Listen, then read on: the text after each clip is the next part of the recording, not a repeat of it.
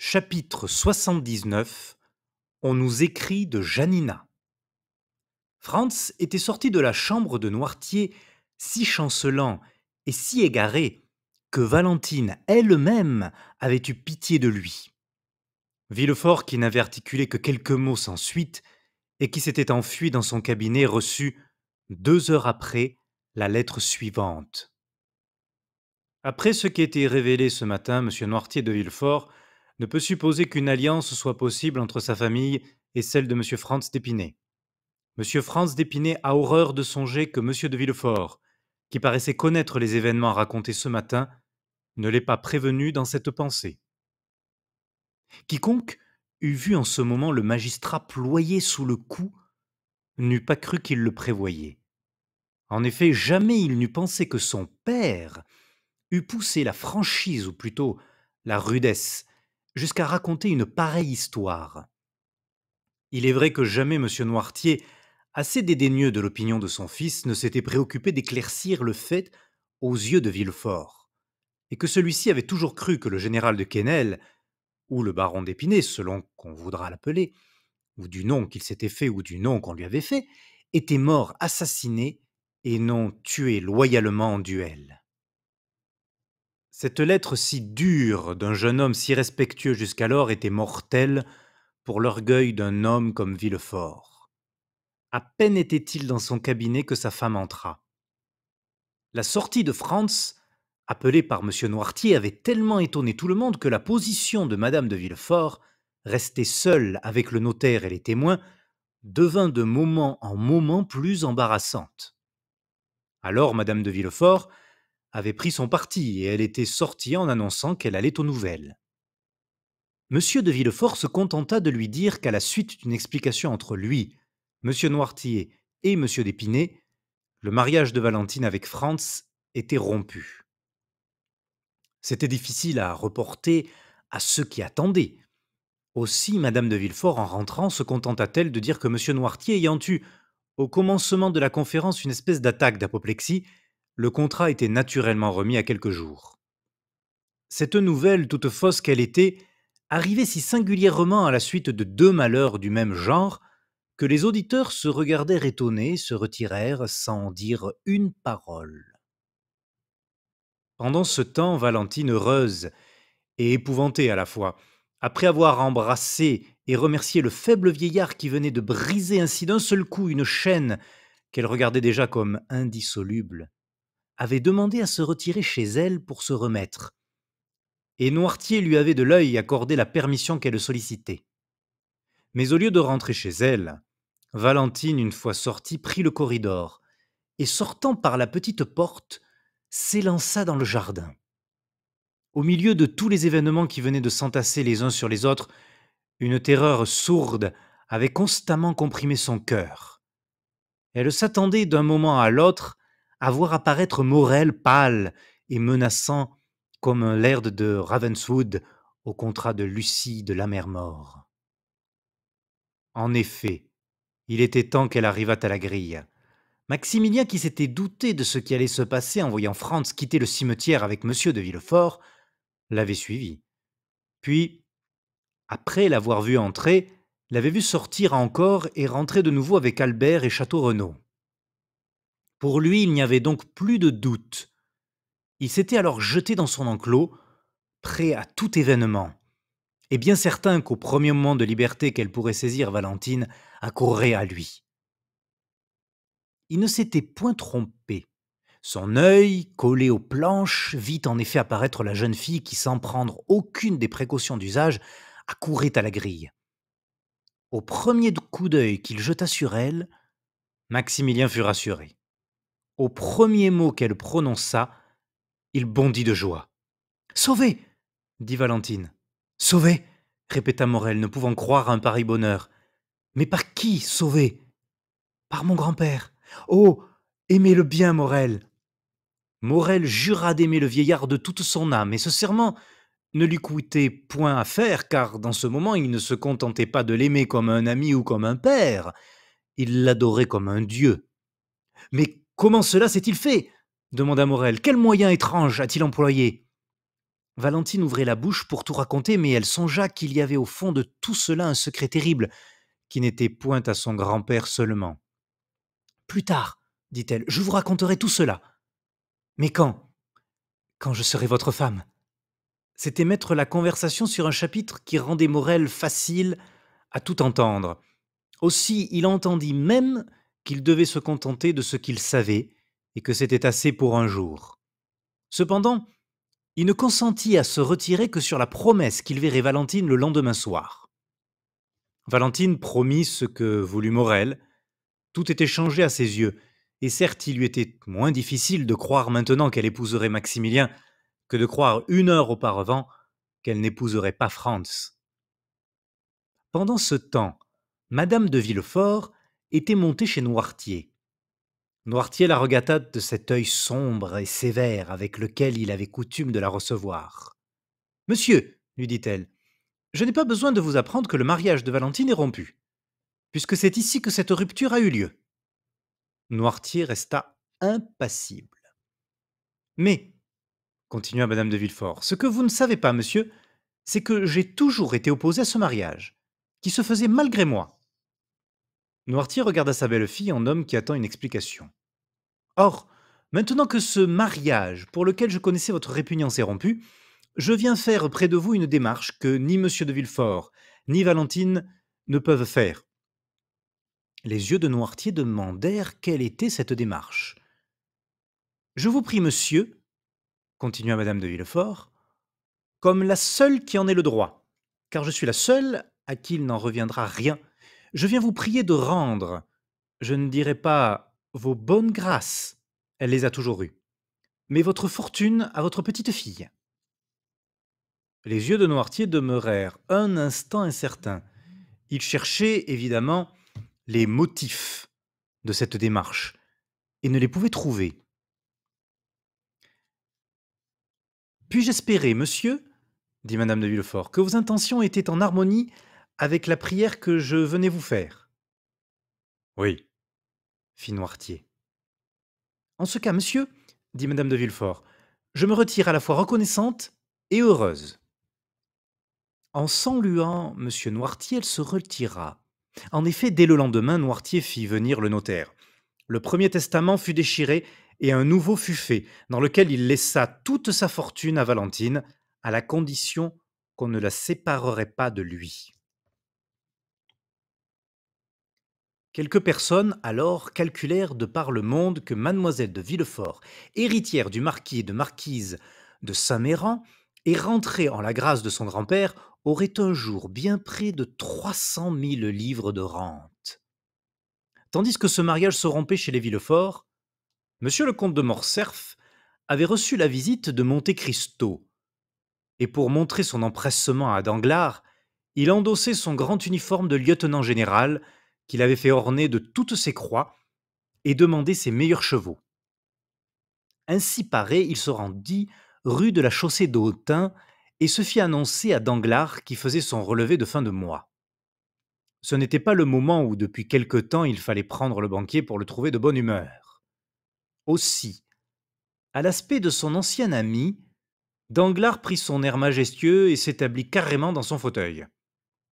Morcerf, si empesé d'habitude, avait emprunté au contraire un air riant et affable.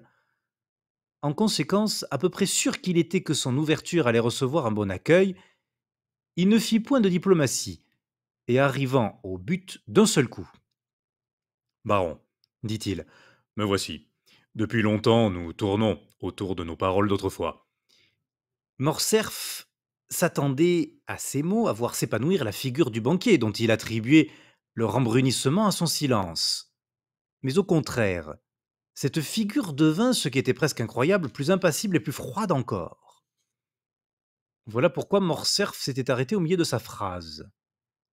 Quelle parole, monsieur le comte? Demanda le banquier, comme s'il cherchait vainement dans son esprit l'explication de ce que le général voulait dire.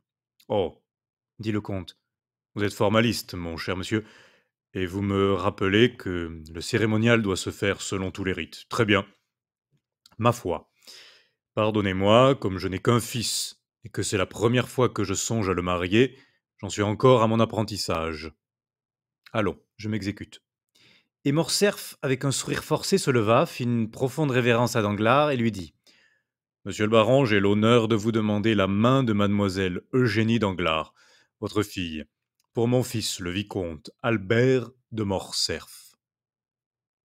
Mais Danglars, au lieu d'accueillir ces paroles avec une faveur que Morcerf pouvait espérer de lui, fronça le sourcil, et sans inviter le comte qui était resté debout à s'asseoir: Monsieur le comte, dit-il, avant de vous répondre, j'aurais besoin de réfléchir. De réfléchir, reprit Morcerf de plus en plus étonné. N'avez-vous pas eu le temps de réfléchir depuis tantôt 8 ans que nous causâmes de ce mariage pour la première fois? Monsieur le comte, dit Danglars, tous les jours il arrive des choses qui font que les réflexions que l'on avait faites sont à refaire. Comment cela? Demanda Morcerf. Je ne vous comprends plus, baron. Je veux dire, monsieur, que depuis 15 jours, de nouvelles circonstances. Permettez, dit Morcerf. Est-ce ou n'est-ce pas une comédie que nous jouons? Comment cela, une comédie? Oui. Expliquons-nous catégoriquement. Je ne demande pas mieux. Vous avez vu Monsieur de Monte Cristo? Je le vois très souvent, dit Danglars en secouant son jabot. C'est un de mes amis. Eh bien, une des dernières fois que vous l'avez vu, vous lui avez dit que je semblais oublieux, irrésolu à l'endroit de ce mariage. C'est vrai. Eh bien, me voici. Je ne suis ni oublieux, ni irrésolu. Vous le voyez, puisque je viens vous sommer de tenir votre promesse. Danglars ne répondit pas. Avez-vous sitôt changé d'avis, ajouta Morcerf, ou n'avez-vous provoqué ma demande que pour vous donner le plaisir de m'humilier? Danglars comprit que s'il continuait la conversation sur le ton qu'il avait entreprise, la chose pourrait mal tourner pour lui. Monsieur le comte, dit-il, vous devez être à bon droit surpris de ma réserve, je comprends cela. Aussi croyez bien que moi, tout le premier, je m'en afflige. Croyez bien qu'elle m'est commandée par des circonstances impérieuses. Ce sont là des propos en l'air, mon cher monsieur, dit le comte, et dont pourrait peut-être se contenter le premier venu, mais le comte de Morcerf n'est pas le premier venu.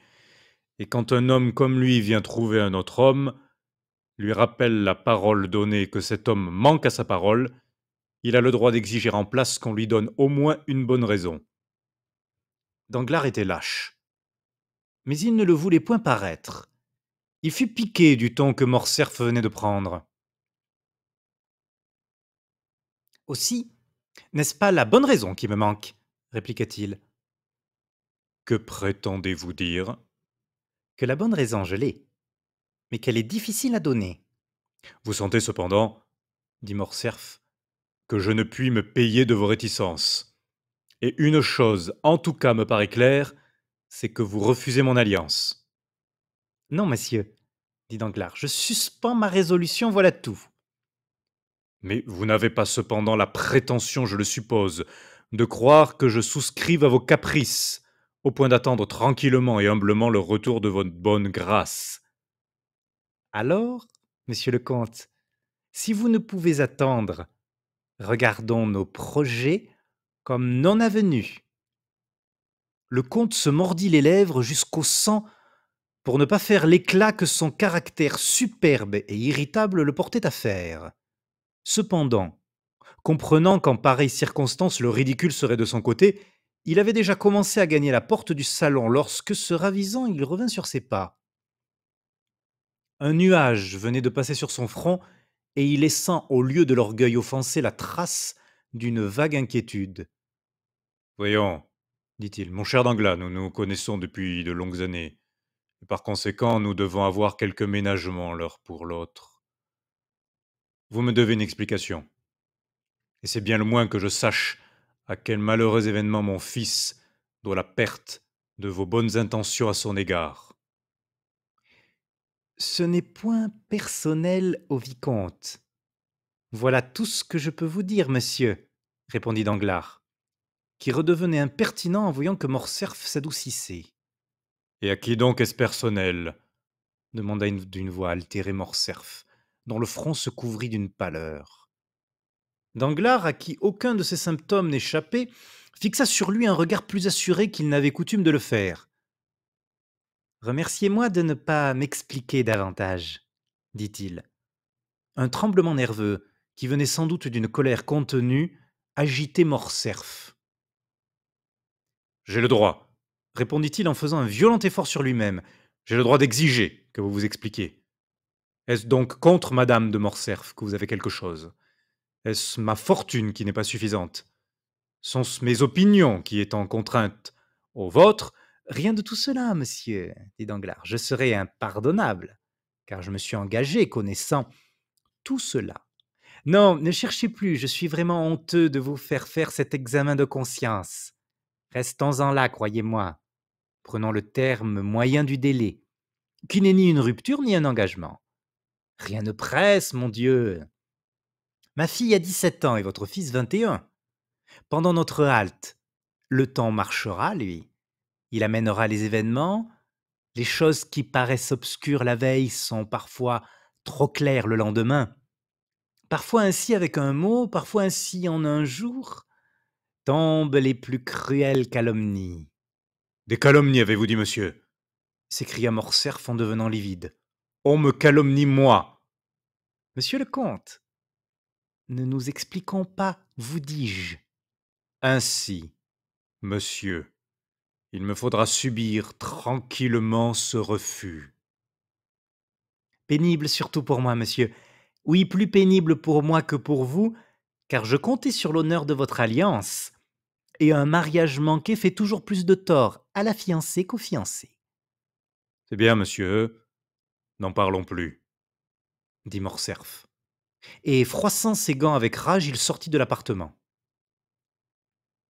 Danglars remarqua que pas une seule fois Morcerf n'avait osé demander si c'était à cause de lui, Morcerf, que Danglars retirait sa parole. Le soir, il eut une longue conférence avec plusieurs amis, et M. Cavalcanti, qui s'était constamment tenu dans le salon des dames, sortit le dernier de la maison du banquier. Le lendemain, en se réveillant, Danglars demanda les journaux. On les lui apporta aussitôt, il en écarta 3 ou 4 et prit l'Impartial. C'était celui dont Beauchamp était le rédacteur gérant. Il brisa rapidement l'enveloppe, l'ouvrit avec une précipitation nerveuse, passa dédaigneusement sur le premier pari, et arrivant aux faits divers, s'arrêta avec son méchant sourire sur un entrefilet commençant par ces mots: On nous écrit de Janina. Bon, dit-il après avoir lu, voici un petit bout d'article sur le colonel Fernand qui, selon toute probabilité, me dispensera de donner des explications à monsieur le comte de Morcerf. Au même moment, c'est-à-dire comme 9 heures du matin sonnaient, Albert de Morcerf, vêtu de noir, boutonné méthodiquement, la démarche agitée et la parole brève, se présentait à la maison des Champs-Élysées. Monsieur le comte vient de sortir il y a une demi-heure à peu près, dit le concierge. A-t-il amené Baptistin? Demanda Morcerf. Non, monsieur le vicomte. Appelez Baptistin, je veux lui parler. Le concierge alla chercher le valet de chambre lui-même et un instant après revint avec lui. Mon ami, dit Albert, je vous demande pardon de mon indiscrétion, mais j'ai voulu vous demander à vous-même si votre maître est bien réellement sorti. Oui, monsieur, répondit Baptistin. Même pour moi. Je sais combien mon maître est heureux de recevoir monsieur, et je me garderai bien de confondre monsieur dans une mesure générale. Tu as raison, car j'ai à lui parler d'une affaire sérieuse. Crois-tu qu'il tardera à rentrer? Non, car il a commandé son déjeuner pour 10 heures. Bien, je vais faire un tour aux Champs-Élysées. À 10 heures, je suis ici. Si monsieur le comte rentre avant moi, dis-lui que je le prie d'attendre. Je n'y manquerai pas, monsieur. Monsieur peut en être sûr. Albert laissa à la porte du comte le cabriolet de place qu'il avait pris et alla se promener à pied. En passant devant l'allée des Veuves, il crut reconnaître les chevaux du comte qui stationnaient à la porte du tir de Gosset. Il s'approcha et, après avoir reconnu les chevaux, reconnut le cocher. Monsieur le comte est au tir, demanda Morcerf à celui-ci. Oui, monsieur, répondit le cocher.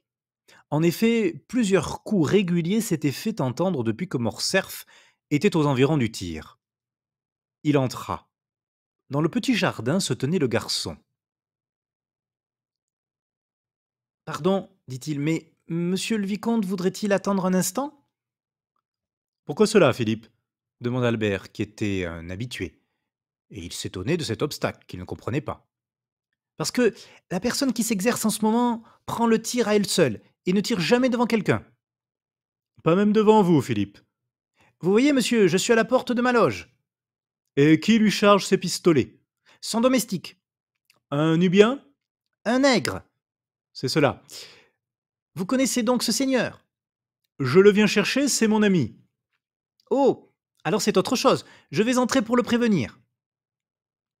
Et Philippe, poussé par sa propre curiosité, entra dans la cabane de planches. Une seconde après, Monte Cristo parut sur le seuil. Pardon de vous poursuivre jusqu'ici, mon cher comte, dit Albert. Mais je commence par vous dire que ce n'est point la faute de vos gens et que moi seul suis indiscret.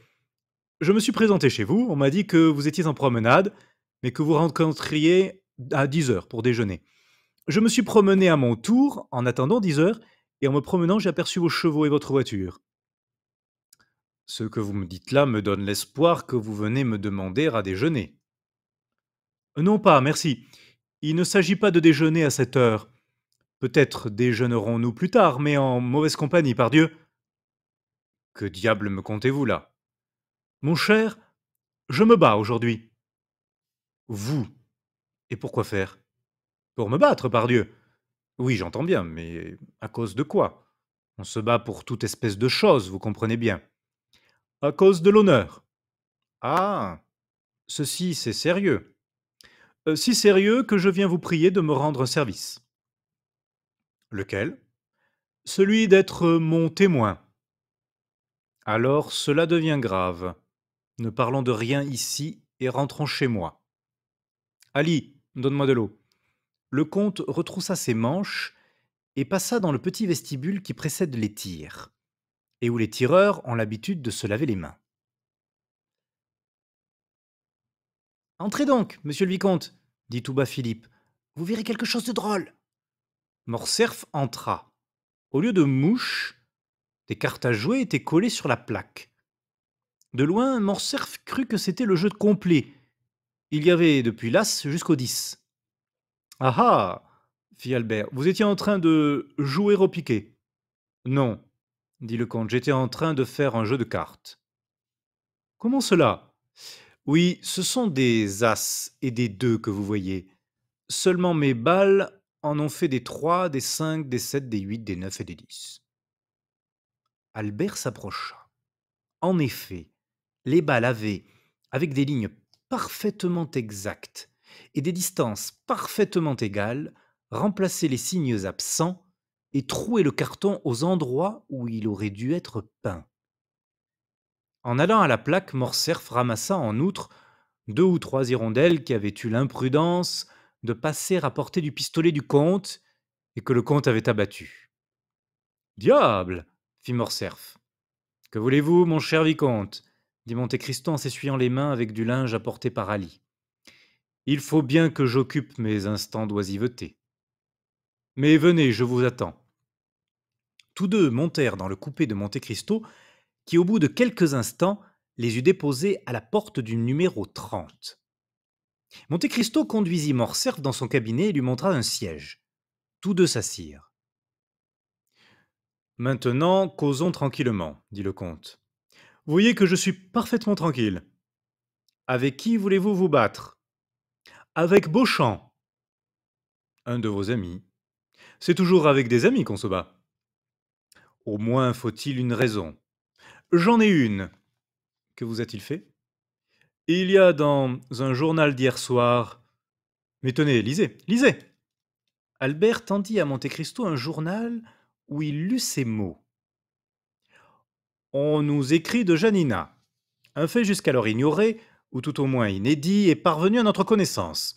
Les châteaux qui défendaient la ville ont été livrés aux Turcs par un officier français dans lequel le vizir Ali Tebelin avait mis toute sa confiance et qui s'appelait Fernand.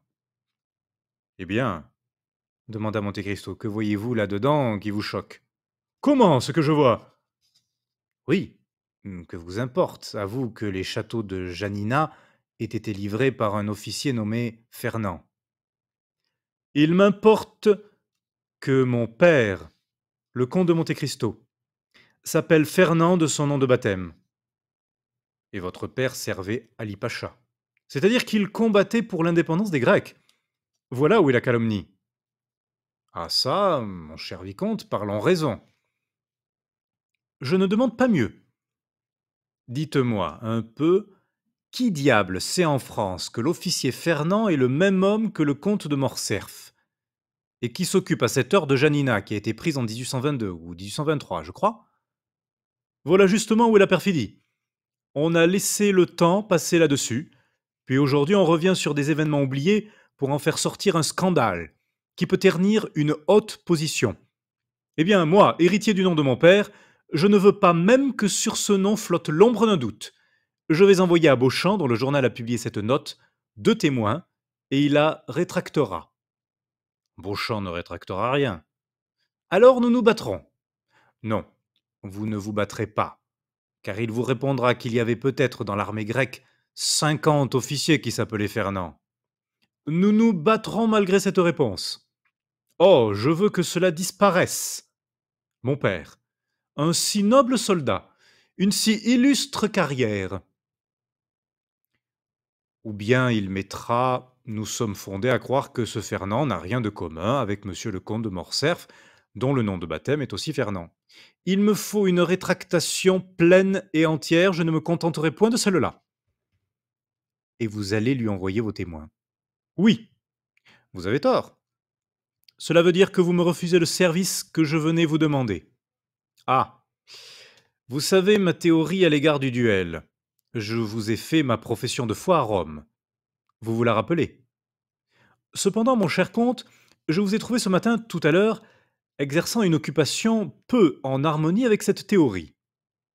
Parce que, mon cher ami, vous comprenez, il ne faut jamais être exclusif. Quand on vit avec des fous, il faut faire aussi son apprentissage d'insensé. D'un moment à l'autre, quelque cerveau brûlé, qui n'aura pas plus de motif de me chercher querelle, que vous n'en avez d'aller chercher querelle à Beauchamp, me viendra trouver pour la première niaiserie venue, ou m'enverra ses témoins, ou m'insultera dans un endroit public. Eh bien, ce cerveau brûlé, il faudra bien que je le tue. Vous admettez donc que vous-même vous vous battriez. Pardieu. Eh bien, alors pourquoi voulez-vous que moi je ne me batte pas? Je ne dis point que vous ne devez point vous battre.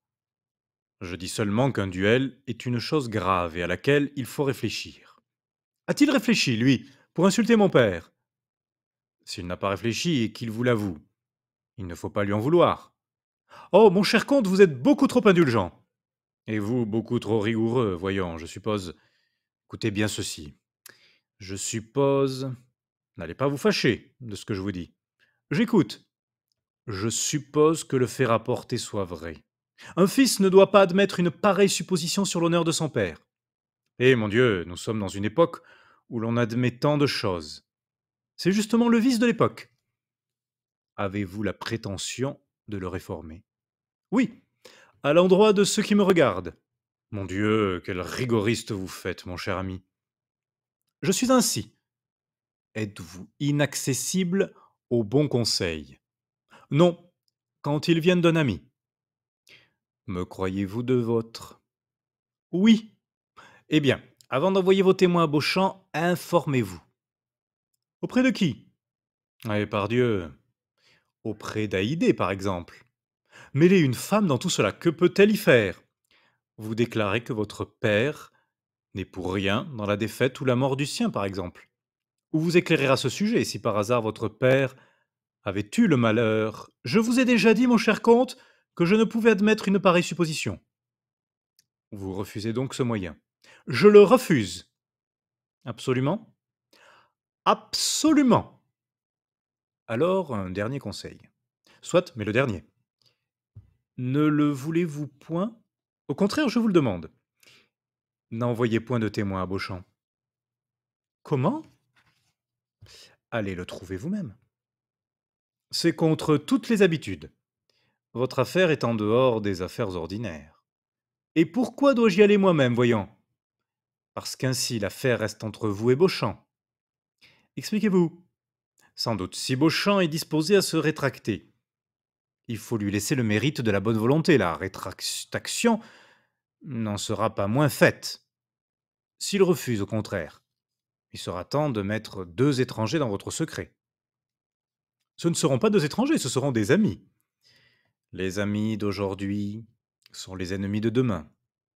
Oh, par exemple, témoin Beauchamp. Ainsi, ainsi, je vous recommande la prudence. Ainsi, vous croyez que je dois aller trouver Beauchamp moi-même? Oui. Seul? Seul. Quand on veut obtenir quelque chose de l'amour-propre d'un homme, il faut sauver à l'amour-propre de cet homme jusqu'à l'apparence de la souffrance. Je crois que vous avez raison. Ah, c'est bien heureux. J'irai seul. Allez. Mais vous feriez encore mieux de n'y point aller du tout. C'est impossible. Faites donc ainsi, ce sera toujours mieux que ce que vous vouliez faire. Mais en ce cas, voyons, si malgré toutes mes précautions, tous mes procédés, si j'ai un duel, me servirez-vous de témoin? Mon cher vicomte, dit Monte Cristo avec une gravité suprême, vous avez dû voir qu'en temps et lieu j'étais tout à votre dévotion. Mais le service que vous me demandez là sort du cercle de ce que je puis vous rendre. Pourquoi cela? Peut-être le saurez-vous un jour. Mais en attendant, je demande votre indulgence pour mon secret. C'est bien. Je prendrai Frantz et Château Renaud. Prenez Frantz et Château Renaud, ce sera à merveille. Mais enfin, si je me bats, vous me donnerez bien une petite leçon d'épée ou de pistolet? Non, c'est encore une chose impossible. Singulier homme que vous faites, allez. Alors vous ne voulez vous mêler de rien? De rien, absolument. Alors n'en parlera plus. Adieu, comte.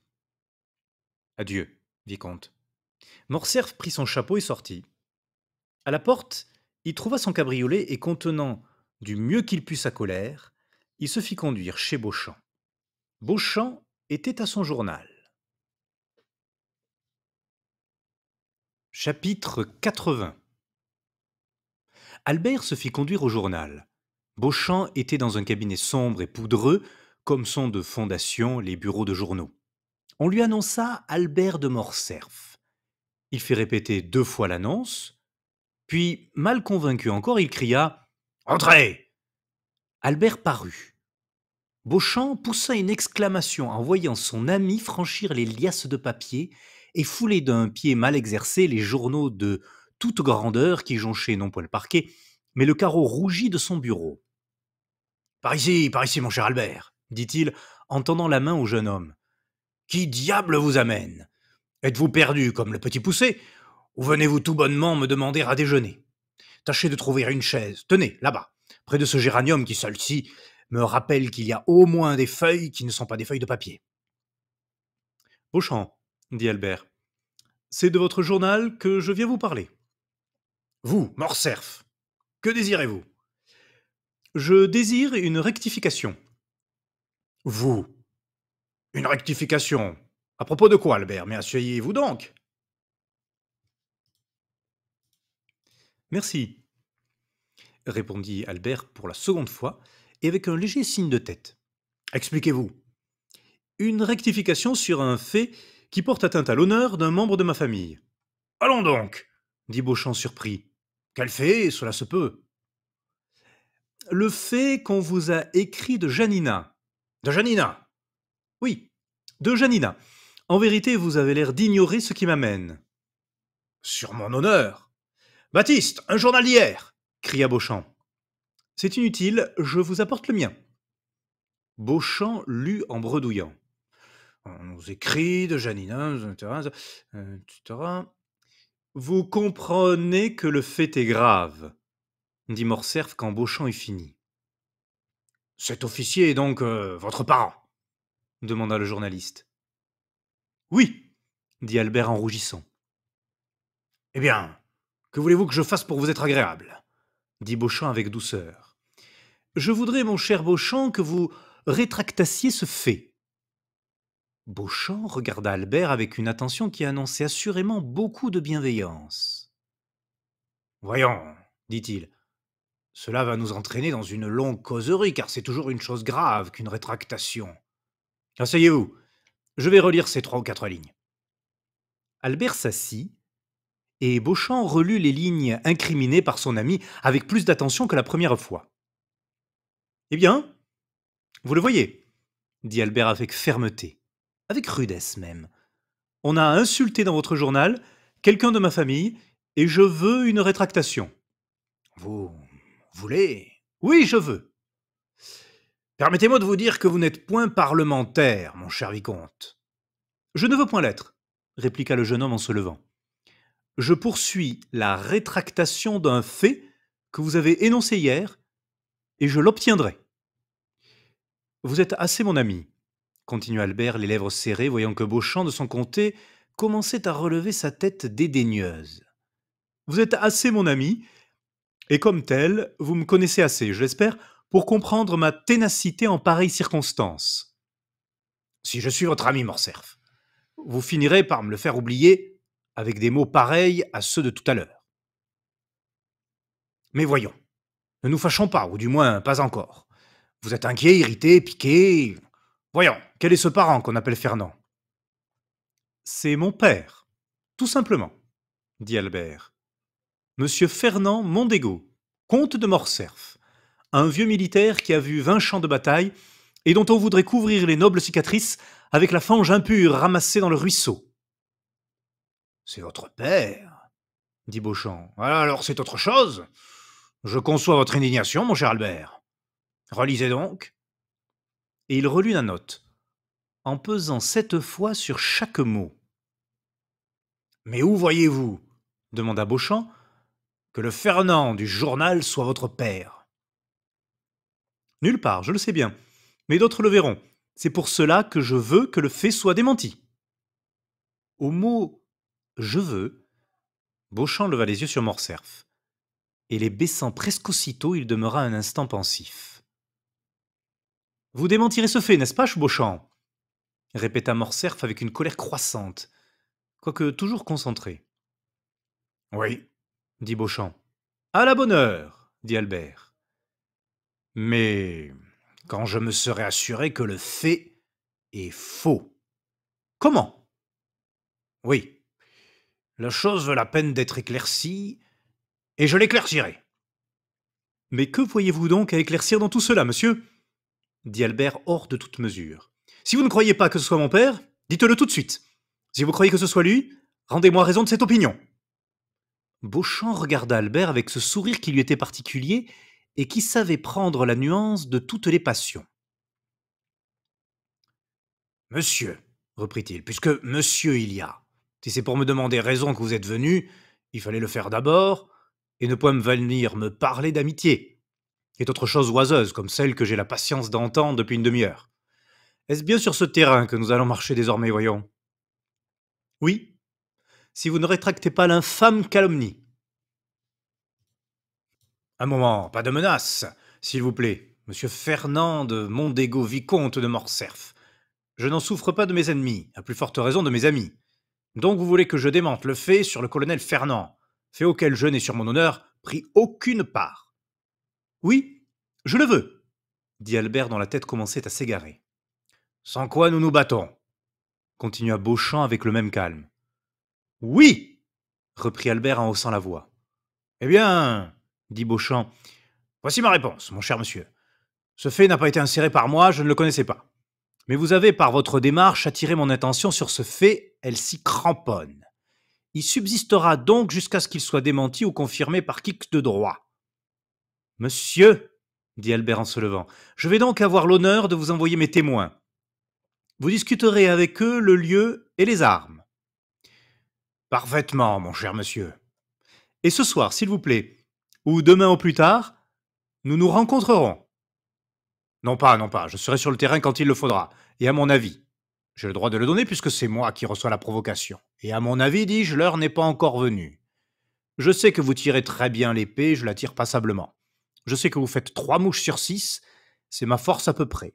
Je sais qu'un duel entre nous sera un duel sérieux parce que vous êtes brave et que je le suis aussi. Je ne veux donc pas m'exposer à vous tuer ou à être tué moi-même par vous sans cause. C'est moi qui vais à mon tour poser la question et catégoriquement. Tenez-vous à cette rétraction au point de me tuer si je ne la fais pas. Bien que je vous ai dit, bien que je vous le répète, bien que je vous affirme sur l'honneur que je ne connaissais pas le fait, bien que je vous déclare enfin qu'il est impossible à tout autre qu'à un don Jaffet, comme vous devinez, monsieur le comte de Morcerf, sous ce nom de Fernand. J'y tiens absolument. Eh bien, mon cher monsieur, je consens à me couper la gorge avec vous, mais je veux 3 semaines. Dans 3 semaines, vous me retrouverez pour vous dire oui, le fait est faux, je l'efface. Ou bien oui, le fait est vrai, et je sors les épées du fourreau ou les pistolets de la boîte à votre choix. 3 semaines s'écria Albert. Mais 3 semaines, c'est 3 siècles pendant lesquels je suis déshonoré. Si vous étiez resté mon ami, je vous eusse dit patience, ami. Vous vous êtes fait mon ennemi et je vous dis que m'importe à moi, monsieur. Eh bien, dans 3 semaines, soit, dit Morcerf. Mais songez-y, dans 3 semaines, il n'y aura plus ni délai ni subterfuge qui puisse nous dispenser, monsieur Albert de Morcerf, dit Beauchamp se levant à son tour. Je ne puis vous jeter par les fenêtres que dans 3 semaines, c'est-à-dire dans 24 jours. Et vous n'avez le droit de me pourfendre qu'à cette époque. Nous sommes le 29 du mois d'août, au 21 donc du mois de septembre. Jusque-là, croyez-moi, et c'est un conseil de gentilhomme que je vous donne, épargnons-nous les aboiements de 2 dogues enchaînés à distance. Et Beauchamp, saluant gravement le jeune homme, lui tourna le dos et passa dans son imprimerie. Albert se vengea sur une pile de journaux qu'il dispersa en les cinglant à grands coups de badine. Après quoi il partit, non sans s'être retourné 2 ou 3 fois vers la porte de l'imprimerie. Tandis qu'Albert fouettait le devant de son cabriolet après avoir fouetté les innocents papiers noircis qui n'en pouvaient mais de sa déconvenue, il aperçut, en traversant le boulevard, Morel, qui, le nez au vent, l'œil éveillé et les bras dégagés, passait devant les bains chinois, venant du côté de la porte Saint-Martin et allant du côté de la Madeleine. Ah, dit-il en soupirant, voilà un homme heureux. Par hasard, Albert ne se trompait point. Chapitre 81. La limonade. En effet, Morel était bien heureux. Monsieur Noirtier venait de l'envoyer chercher, et il avait si grande hâte de savoir pour quelle cause qu'il n'avait pas pris de cabriolet, se fiant bien plus à ses 2 jambes qu'aux jambes d'un cheval de place. Il était donc parti tout courant de la rue Mêlée et se rendait au faubourg Saint-Honoré. Morel marchait au pas gymnastique, et le pauvre Barrois le suivait de son mieux. Morel avait 31 ans, Barrois en avait 60. Morel était ivre d'amour, Barrois était altéré par la grande chaleur. Ces 2 hommes ainsi divisés d'intérêt et d'âge ressemblaient aux 2 lignes que forme un triangle. Écartées par la base, elles se rejoignent au sommet. Le sommet, c'était Noirtier, lequel avait envoyé chercher Morel en lui recommandant de faire diligence, recommandation que Morel suivait à la lettre, au grand désarroi de Barrois. En arrivant, Morel n'était pas même essoufflé. L'amour donne des ailes, mais Barrois, qui depuis longtemps n'était plus amoureux, Barrois était en âge. Le vieux serviteur fit entrer Morel par la porte particulière, ferma la porte du cabinet, et bientôt un froissement de robe sur le parquet annonça la visite de Valentine. Valentine était belle à ravir sous ses vêtements de deuil. Le rêve devenait si doux que Morel se fut presque passé de converser avec Noirtier. Mais le fauteuil du vieillard roula bientôt sur le parquet et il entra.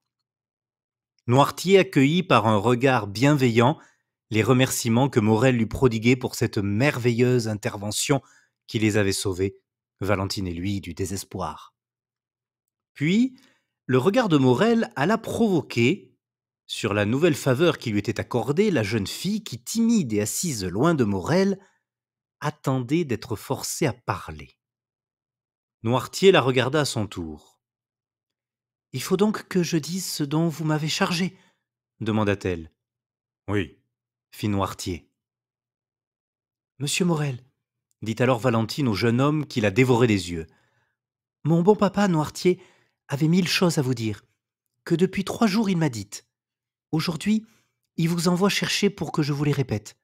Je vous les répéterai donc, puisqu'il m'a choisi pour son interprète, sans changer un mot à ses intentions. Oh, j'écoute bien, bien impatiemment, répondit le jeune homme. Parlez, mademoiselle, parlez. Valentine baissa les yeux. Ce fut un présage qui parut doux à Morel. Valentine n'était faible que dans le bonheur. Mon père veut quitter cette maison, dit-elle. Barrois s'occupe de lui chercher un appartement convenable. Mais vous, mademoiselle, dit Morel, vous qui êtes si chère et si nécessaire à monsieur Noirtier. Moi, reprit la jeune fille, je ne quitterai point mon grand-père. C'est chose convenue entre lui et moi. Mon appartement sera près du sien, où j'aurai le consentement de monsieur de Villefort pour aller habiter avec mon bon papa Noirtier, ou on me le refusera. Dans le premier cas, je pars dès à présent. Dans le second, j'attends ma majorité qui arrive dans 18 mois. Alors je serai libre, j'aurai une fortune indépendante et... Et demanda Morel. Et, avec l'autorisation de bon papa, je tiendrai la promesse que je vous ai faite. Valentine prononça ces derniers mots si bas que Morel n'eût pu les entendre sans l'intérêt qu'il avait à les dévorer. N'est-ce point votre pensée que j'ai exprimée là, bon papa ajouta Valentine en s'adressant à Noirtier. Oui, fit le vieillard. Une fois chez mon grand-père, ajouta Valentine, monsieur Morel pourra me venir voir en présence de ce bon et digne protecteur. Si ce lien que nos cœurs, peut-être ignorants ou capricieux, avaient commencé de former paraît convenable et offre des garanties de bonheur futur à notre expérience, hélas, dit-on, les cœurs enflammés par les obstacles se refroidissent dans la sécurité. Alors monsieur Morel pourra me demander à moi-même, je l'attendrai. Oh s'écria Morel, tenté de s'agenouiller devant le vieillard comme devant Dieu, devant Valentine comme devant un ange. Oh qu'ai-je donc fait de bien dans ma vie pour mériter tant de bonheur? Jusque-là, continua la jeune fille de sa voix pure et sévère, nous respectons les convenances, la volonté même de nos parents, pourvu que cette volonté ne tende pas à nous séparer toujours. En un mot, et je répète ce mot parce qu'il dit tout, nous attendrons. Et les sacrifices que ce mot impose, monsieur, dit Morel, je vous jure de les accomplir. Non pas avec résignation, mais avec bonheur. Ainsi, continua Valentine avec un regard bien doux au cœur de Maximilien, plus d'imprudence, mon ami. Ne compromettez pas celle qui, à partir d'aujourd'hui, se regarde comme destinée à porter purement et dignement votre nom. Morel appuya sa main sur son cœur. Cependant, Noirtier les regardait tous deux avec tendresse. Barrois, qui était resté au fond comme un homme à qui l'on n'a rien à cacher, souriait en essuyant les grosses gouttes d'eau qui tombaient de son front chauve. « Oh, mon Dieu, comme il a chaud ce bon Barrois !» dit Valentine. « Ah !» dit Barrois, « c'est que j'ai bien couru, allez, mademoiselle. Mais monsieur Morel, je dois lui rendre cette justice-là. Courez encore plus vite que moi. » Noirtier indiqua de l'œil un plateau sur lequel était servie une carafe de limonade et un verre. Ce qui manquait dans la carafe avait été bu une demi-heure auparavant par Noirtier. « Tiens, bon Barrois, dit la jeune fille, prends, car je vois que tu couves des yeux cette carafe entamée. »« Le fait est, dit Barrois, que je meurs de soif et que je boirais bien volontiers un verre de limonade à votre santé. »« Bois donc, dit Valentine, et reviens dans un instant. » Barrois emporta le plateau, et à peine était-il dans le corridor qu'à travers la porte qu'il avait oublié de fermer, on le voyait pencher la tête en arrière pour vider le verre que Valentine avait rempli. Valentine et Morel échangeaient leurs adieux en présence de Noirtier, quand on entendit la sonnette retentir dans l'escalier de Villefort. C'était le signal d'une visite. Valentine regarda la pendule. « Il est midi, dit-elle. C'est aujourd'hui samedi, bon papa. C'est sans doute le docteur. » Noirtier fit signe qu'en effet ce devait être lui. Il va venir ici, il faut que monsieur Morel s'en aille. N'est-ce pas, bon papa? Oui, répondit le vieillard. Barrois! Appela Valentine. Barrois, venez! On entendit la voix du vieux serviteur qui répondait. J'y vais, mademoiselle. Barrois va vous reconduire jusqu'à la porte, dit Valentine à Morel.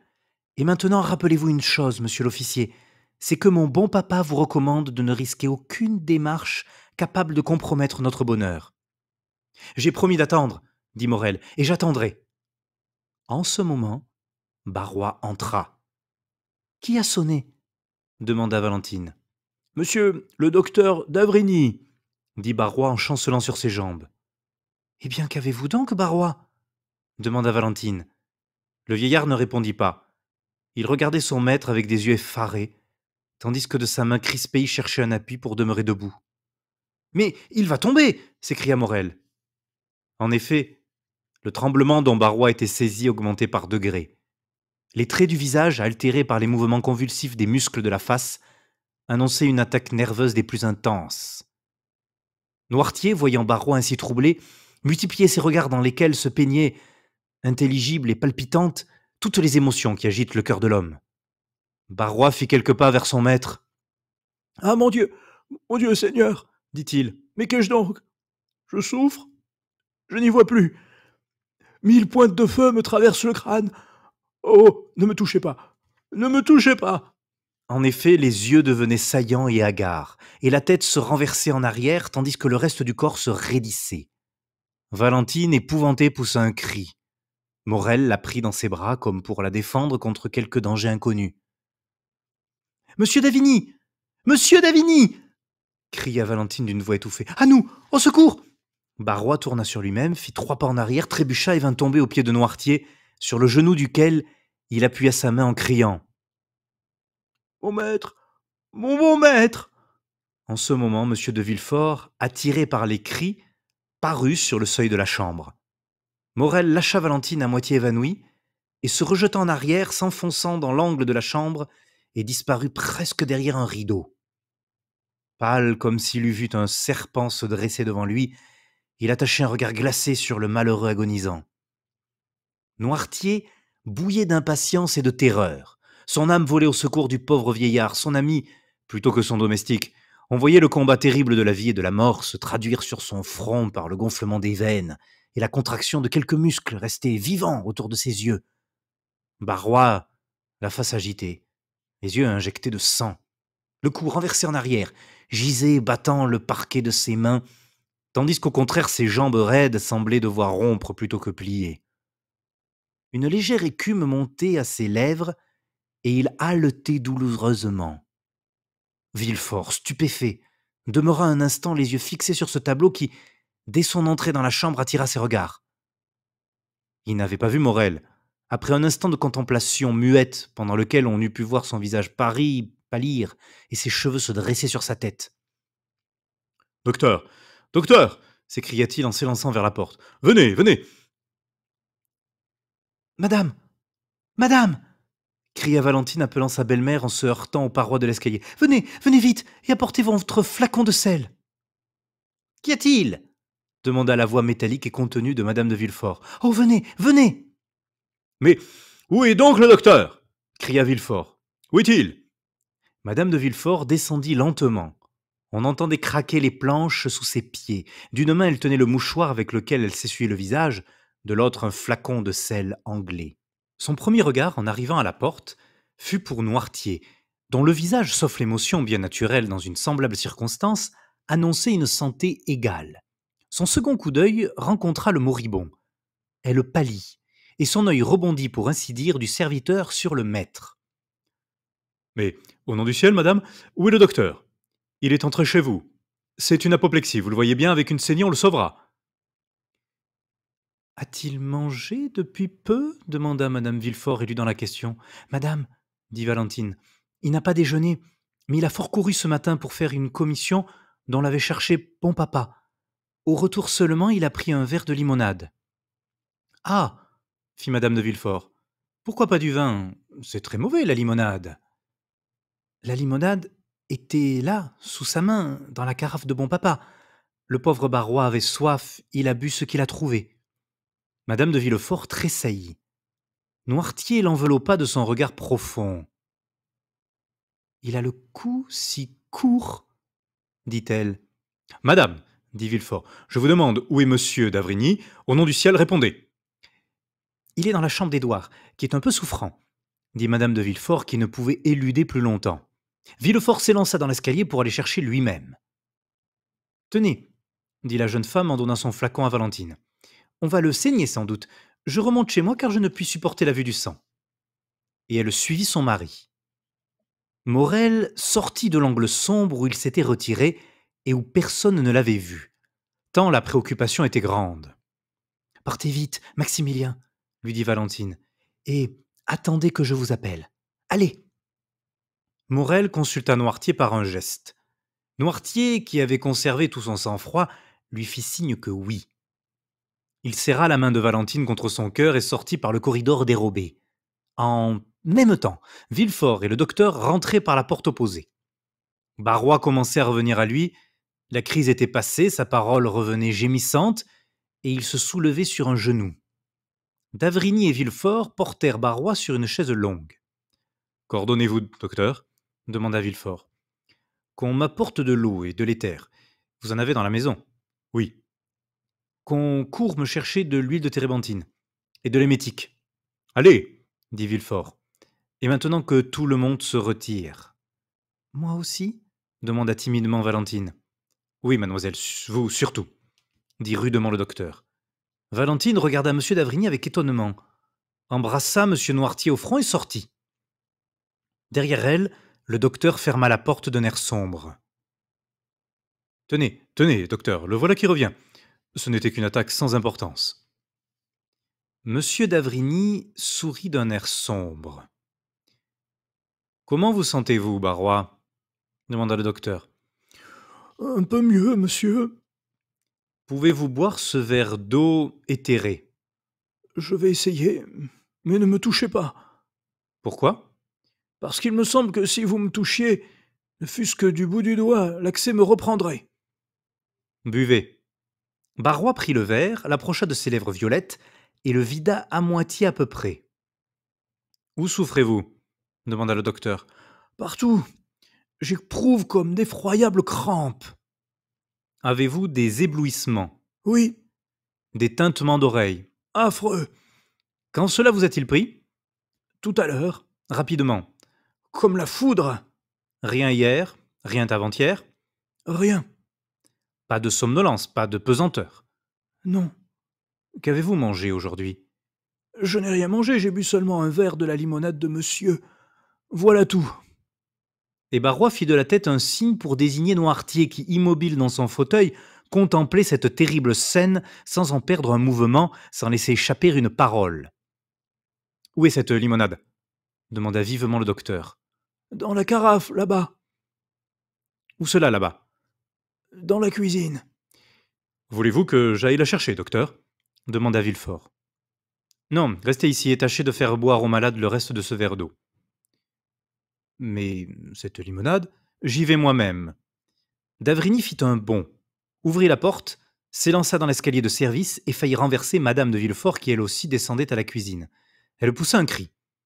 D'avrigny n'y fit même pas attention. Emporté par la puissance d'une seule idée, il sauta les 3 ou 4 dernières marches, se précipita dans la cuisine et aperçut le carafon aux 3/4 vide sur un plateau.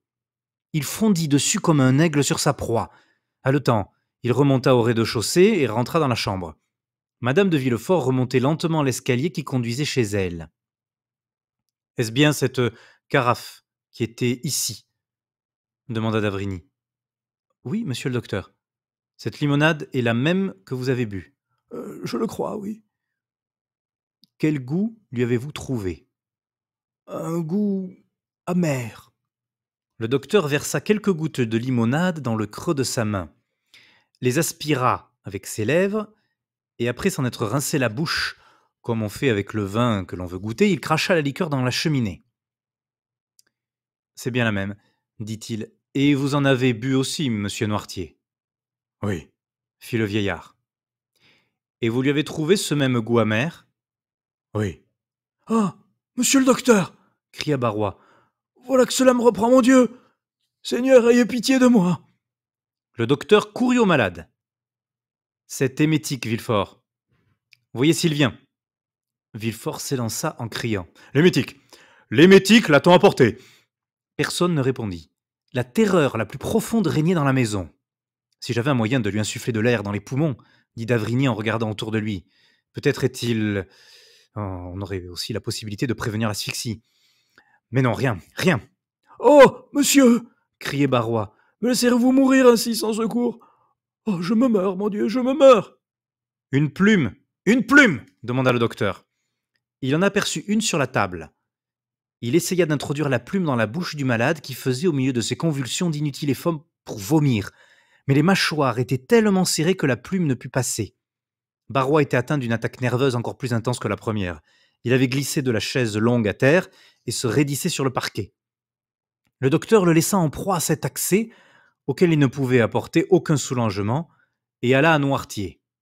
« Comment vous trouvez-vous » lui dit-il précipitamment et à voix basse. « Bien ?»« Oui. »« Léger d'estomac, lourd, léger ?»« Oui. »« Comme lorsque vous avez pris la pilule que je fais donner à chaque dimanche. »« Oui. »« Est-ce que Barrois a fait votre limonade ?»« Oui. »« Est-ce que vous l'avez engagé à en boire ?»« Non. »« Est-ce que monsieur de Villefort ?»« Non. »« Madame ?»« Non. »« C'est donc Valentine alors ?»« Oui. » Un soupir de Barrois, un bâillement qui faisait craquer des os de sa mâchoire, appelèrent l'attention de d'Avrigny.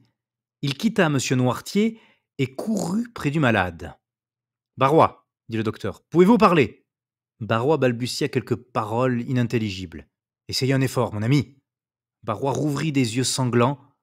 « Qui a fait la limonade ?»« Moi. » ?»« L'avez-vous apportée à votre maître aussitôt après l'avoir faite ?»« Non. » »« Vous l'avez laissée quelque part alors ?»« À l'office, on m'appelait. »« Qui l'a apportée ici ?»« Mademoiselle Valentine. » D'avrigny se frappa le front. « Oh mon Dieu, mon Dieu, mon Dieu, mon Dieu !» murmura-t-il. « Docteur, docteur !» cria Barrois qui sentait un troisième accès arriver. « Mais n'apportera-t-on pas cet émétique ?» s'écria le docteur. « Voilà un verre tout préparé, » dit Villefort en rentrant. « Par qui ?»« Par le garçon pharmacien qui est venu avec moi. »« Buvez !» Impulsif, le docteur. Il est trop tard. J'ai la gorge qui se serre, j'étouffe. Oh mon Dieu. Oh ma tête. Oh quel enfer. Est-ce que je vais souffrir longtemps comme cela? Non, mon ami, dit le docteur. Bientôt vous ne souffrirez plus. Ah, je vous comprends, s'écria le malheureux. Mon Dieu, prenez pitié de moi. Et jetant un cri, il tomba renversé en arrière comme s'il eût été frappé par la foudre. D'avrigny posa une main sur son cœur, approcha une glace de ses lèvres. « Eh bien ?» demanda Villefort. « Allez dire à la cuisine que l'on m'apporte bien vite du sirop de violette. » Villefort descendit à l'instant même. « Ne vous effrayez pas, monsieur Noirtier, dit d'Avrigny. J'emporte le malade dans une autre chambre pour le saigner. En vérité, ces sortes d'attaques sont un affreux spectacle à voir. » Et prenant Barrois par-dessous les bras, il le traîna dans une chambre voisine. Mais presque aussitôt, il rentra chez Noirtier pour prendre le reste de la limonade. Noirtier fermait l'œil droit. « Valentine, n'est-ce pas? Vous voulez Valentine? Je vais vous dire qu'on l'envoie. » Villefort remontait. D'avrigny le rencontra dans le corridor. « Eh bien ?» demanda-t-il. « Venez, dit d'Avrigny, et il l'emmena dans la chambre. « Toujours évanoui ?» demanda le procureur du roi.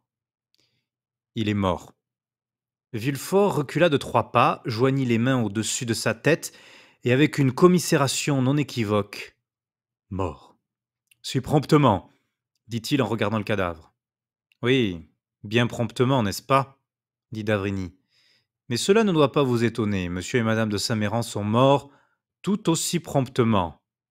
Oh, l'on meurt vite dans votre maison, monsieur de Villefort. »« Quoi ?» s'écria le magistrat avec un accent d'horreur et de consternation. « Vous en revenez à cette terrible idée ?»« Toujours, monsieur, toujours, » dit d'Avrigny avec solennité, « car elle ne m'a pas quitté un instant.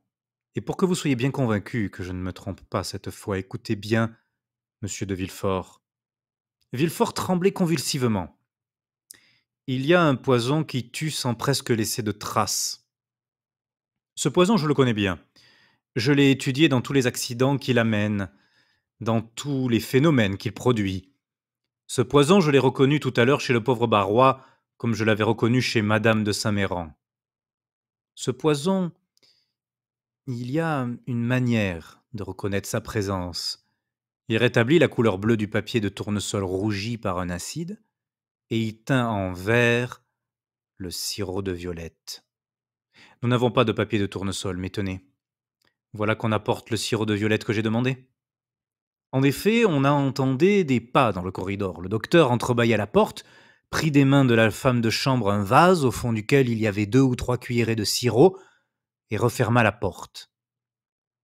Regardez, dit-il au procureur du roi, dont le cœur battait si fort qu'on eût pu l'entendre. Voici dans cette tasse du sirop de violette, et dans cette carafe le reste de la limonade dont M. Noirtier et Barrois ont bu une partie. Si la limonade est pure et inoffensive, le sirop va garder sa couleur. Si la limonade est empoisonnée, le sirop va devenir vert. Regardez. Le docteur versa lentement quelques gouttes de la limonade dans la tasse.